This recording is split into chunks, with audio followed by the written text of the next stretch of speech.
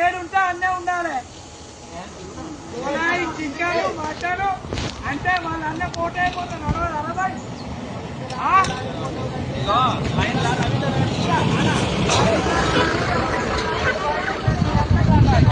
జ్యోతి మాట్లాడతాను.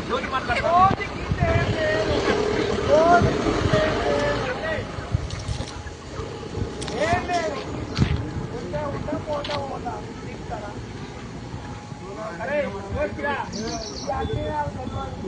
ఎత్తిస్తాను మాటలు ఎత్తిస్తాడు రాదు ఎవరు వాడి